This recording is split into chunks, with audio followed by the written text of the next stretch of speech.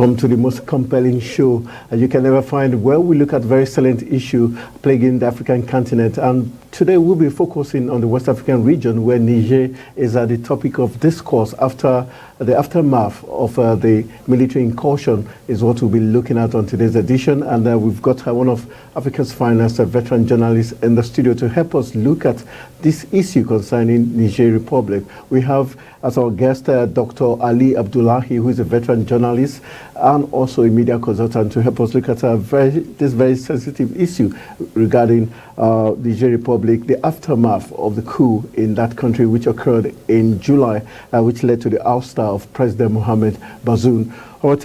Welcome to the studios. Thank you, Anthony. How are you? Doing great. All right, let's look at the West African region. A lot of crises in the past. We remember clearly the Boko Haram insurgency, which affected Chad, Niger, and Nigeria across the board, and it took a lot of effort between these countries to see how they could fight the common enemy. But right now, we've been seeing the upsurge of coups around the African continent, and Niger, a very close neighbor to Nigeria. What would you say is the aftermath of this coup that has deposed President Mohamed Bazoum? Well, first of all, let's define Nigeria and Niger relation.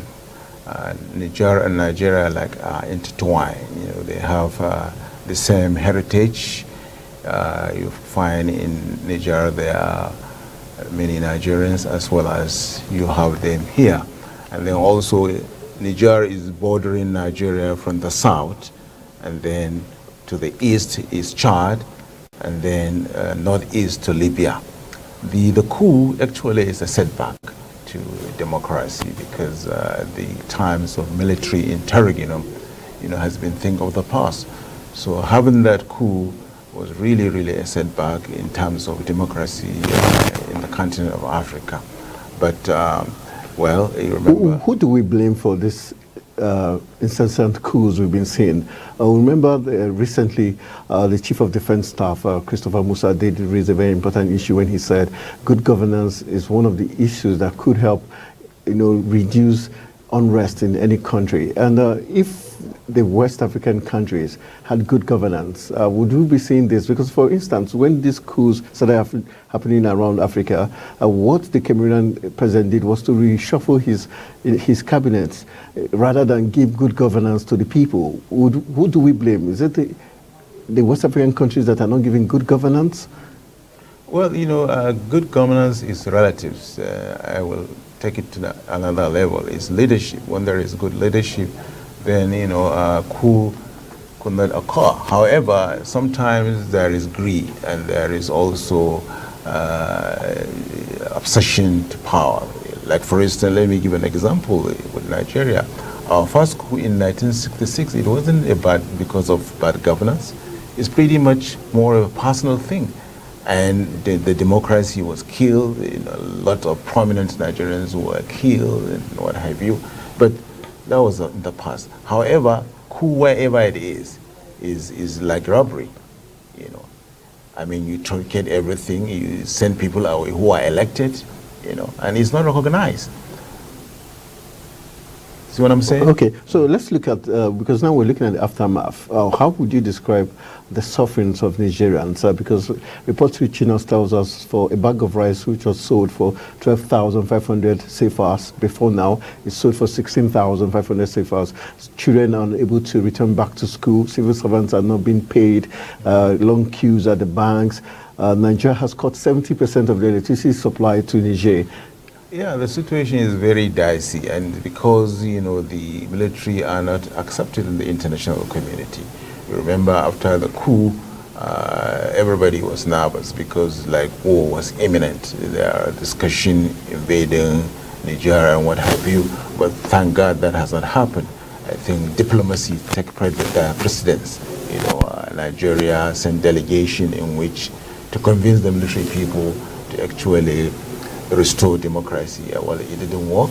That is why there is sanction, and really the sanction is affecting the economy. The people are suffering and what have you. I think what needs to be done now is pretty much for the ECOWAS to look at the situation. I understand that the military have sent a proposal, 3 years Yes, transitional so period. proposal. Yeah. But I don't know what had happened, or whether if that has been accepted or not. But so far, things are really, really tight because of the sanction. All right, let's look at the hearing was done in Abuja here at the ECOWAS court, and we had Yokaila Yaye, who is the lawyer of the Nigerian government, saying that accusing ECOWAS of being too harsh on the Nigerian government, harsher than it was to other African countries where coup had, happened before, and said they should lift the sanctions. But on the flip side, the ECOWAS lawyer, in the person of Francois Kanga, is saying the government is not recognized by law and by the bloc, and so does not have the right to put such a case forward. What do you expect in the hearing today? Because the hearing it should be done today. I think the ECOWAS should look at it from the humanitarian aspect of it, should bring a human face to it, look at the suffering of the Nigerian people, and then at the same time condemning the coup. They can step in and relax the sanction, saying that for humanitarian purposes, not because they are legitimizing the coup. Okay. So I think that is part of the diplomacy, and I believe that is also taking place because there is concern to that. Okay, let's before we wrap it up, let's look at other issues in terms of recently, just on Saturday, the government did repeal an anti-migration law which was put in place in 2005 to stop people from taking people through Niger to Europe. Now that law has been repealed, meaning people will be allowed, smugglers who usually will take people through certain routes in Niger, where those villagers make money out of, that transaction. Do you think that's a good move by the junta? Well, I think it's part of their goodwill, so to speak, because they are trying to get acceptance.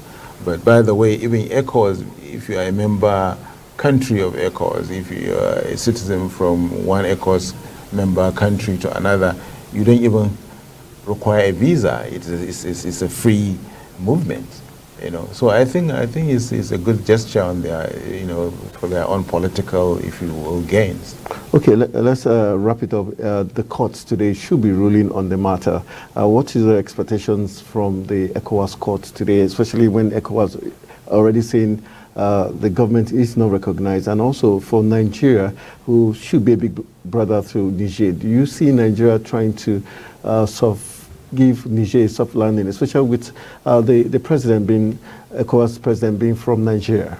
What I'm saying, still, that's why things are relaxed. That's why, because of the diplomacy. You remember when the coup occurred, the President Bola Tinubu didn't appoint his foreign affairs minister. Okay. Now, Honorable Toga, is looking at these things, how best to approach it diplomatically. Like I told you earlier, Nigeria and Niger came a long way, pretty much one of the same. So definitely Nigeria is concerned, and I'm sure humanitarian assistance should be on the way. Do you trust the junta to keep to their words of 3 years transition we'll wait period? and see. We just hope that they fulfill their promise. It's not going to be an empty promises. And finally, in terms of the French troops that have left, we had 1,500 troops leave in October, early October, the first batch. Do you see Niger re-establishing that diplomatic relationship with the French country as a way of helping their aid come back, the health aid and other aids they it's possible. It's possible, because again, the world is global and we are interdependent. So, and you remember, each country pursued its interest. So if that will be for Nigerian interest, I'm sure it will go for it. All right, thank you very much. That's how we're going to call it a wrap on today's episode on NSIGHT, as we looked at the aftermath of the military incursion in Niger Republic. My guest has been one of Nigeria's finest veterans in the person of Dr. Ali Abdullahi, who joined me to help us x-ray what is playing out in the West African region and especially Niger Republic. That's how we call it a wrap. My name remains Anthony Momodu. Good evening.